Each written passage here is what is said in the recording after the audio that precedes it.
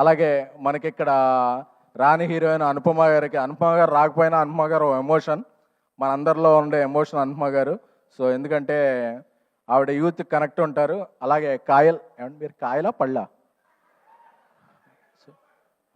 ఏమండి ఆవిడ పేరు అంటే there is a different meaning for Kayal పళ్ళు ఇన్ తెలుగు అండి, but it is a good meaning only. So I wish welcome to Telugu. ఎందుకంటే తెలుగు వచ్చిన అమ్మాయిల కన్నా తెలుగు రాని అమ్మాయిలనే మేము ఎక్కువగా లవ్ చేస్తుంటాం. ఎందుకంటే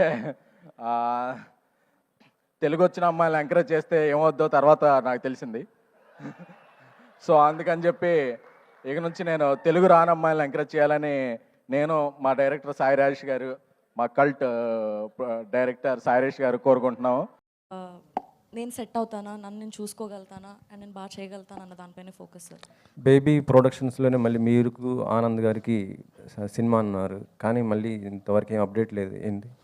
అది అన్ఫార్చునేట్లీ అది ముందుకు వెళ్ళలేదు సార్. బట్ మేబీ ఫ్యూచర్లో ఇంకా ఏదైనా వస్తే I'm looking forward to do. I've always had a great experience working with them.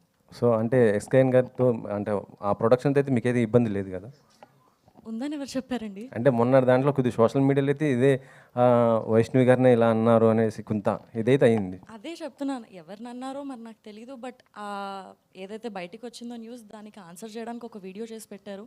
I think దాంతో ఆన్సర్ వచ్చేసింది అనుకో. ఆయన నన్నేం అనలేదు కదండి. సిద్ధు గారు. అదే